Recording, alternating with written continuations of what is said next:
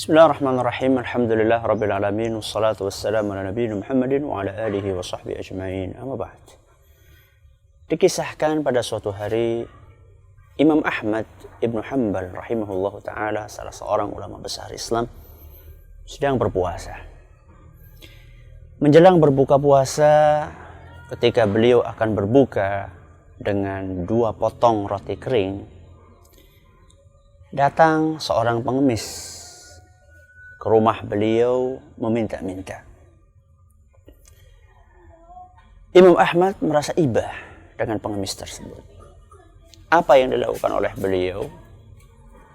Ternyata 2 potong roti kering yang beliau siapkan untuk berbuka puasa, dua-duanya diberikan kepada sang pengemis tersebut.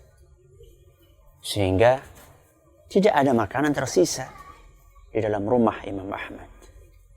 Lantas beliau berbuka dengan apa? Beliau berbuka dengan segelas air putih. Dan juga beliau bersahur untuk keesokan harinya juga dengan segelas air putih. Luar biasa, bukan?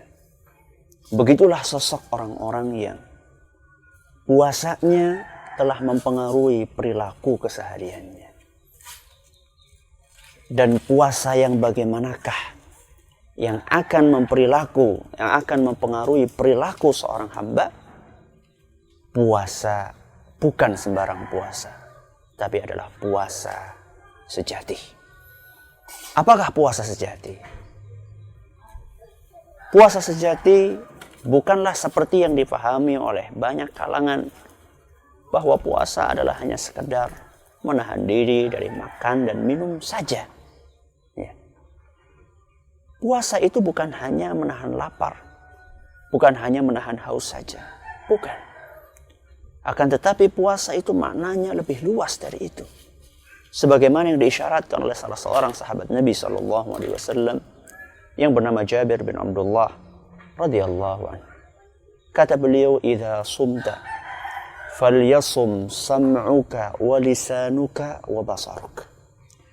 Kata Jabir, kalau engkau berpuasa, hendaklah telinga kamu ikut berpuasa, lisan kamu ikut berpuasa, dan mata kamu ikut berpuasa. Jadi Jabir bin Abdullah memberikan sebuah makna yang sangat dalam dari ibadah puasa. Ternyata puasa itu bukan hanya sekedar menahan perut, menahan lapar dalam perut, atau menahan dahaga dari kerongkongan, bukan. Tapi beliau menjelaskan bahwasanya puasa itu adalah juga puasa telinga, puasa itu juga puasa mata, puasa itu juga puasa lisan. Apa itu puasa mata, Ustaz? Puasa mata tentunya adalah puasa menjaga mata ini supaya tidak melihat hal-hal yang diharamkan oleh Allah Subhanahu wa ta'ala. Demi mengamalkan firman Allah Subhanahu wa ta'ala, "Qul lil mu'minina yaghuddu min absarihim wa yahfadhu furujahum." Katakanlah, wahai Muhammad, kepada kaum mukminin agar mereka menundukkan pandangan mata mereka dan menjaga kemaluannya. Sama juga Allah Subhanahu wa ta'ala berkata kepada kaum mukminat, "Wa qul lil mu'minati yaghuddna min absarihinna wa yahfadhna furujahunna."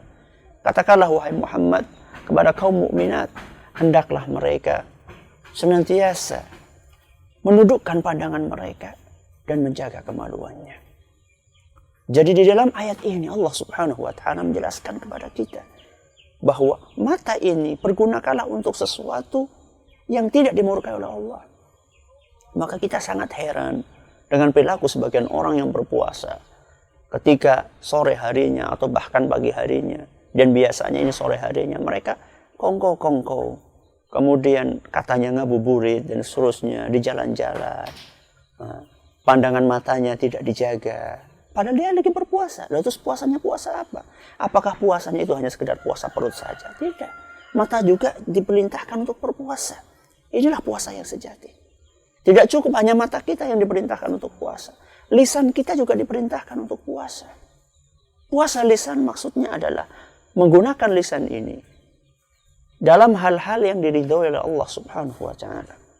Kalau misalnya tidak bisa untuk mengucapkan kata-kata yang baik, maka diam. Kata Nabi SAW, "Man kana yu'minu billahi wal yawmil akhir, falyaqul khairan aw liyasmut."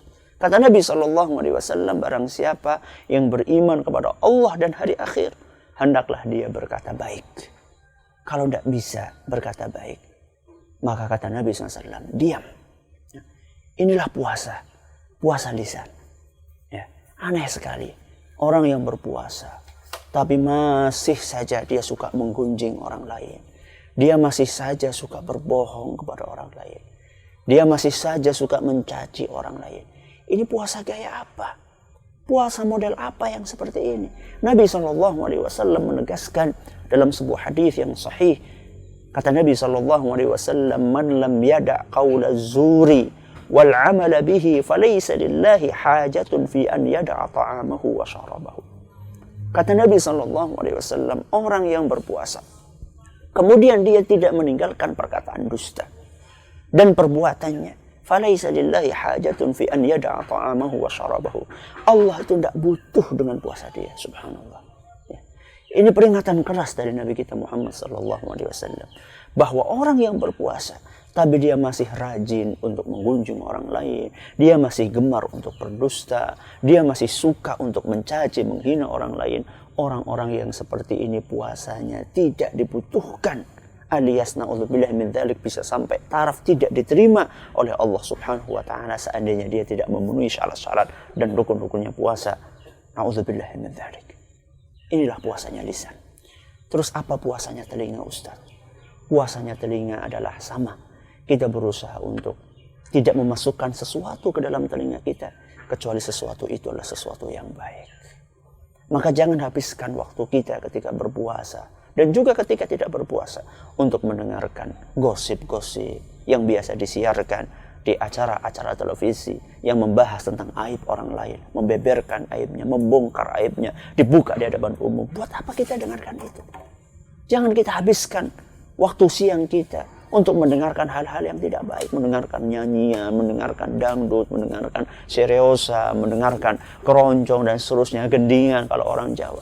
Habiskan umur kita untuk apa? Untuk mendengarkan bacaan Al-Quran, mendengarkan pengajian dan seterusnya. Inilah puasanya telinga. Maka puasa sejati adalah orang yang telah berpuasa bukan hanya perutnya saja, tapi orang yang berpuasa dengan telinganya dia berpuasa, matanya dia berpuasa, lisannya dia berpuasa, bahkan seluruh anggota tubuhnya ikut berpuasa. Tangannya ikut berpuasa, kakinya ikut berpuasa, hatinya ikut berpuasa. Tangannya tidak mengganggu orang lain, tidak menyalakan petasan yang bisa mengagetkan orang lain, mengganggu istirahat orang lain. Ya, itulah puasa yang hakiki, itulah puasa yang sejati. Maka selamat berpuasa dengan puasa yang sejati. Jangan sekedar berpuasa tanpa makna. Semoga yang sedikit ini bermanfaat. Wallahu ta'ala a'la wa alam. Sallallahu ala nabiyina Muhammadin wa ala alihi sahbihi ajma'in.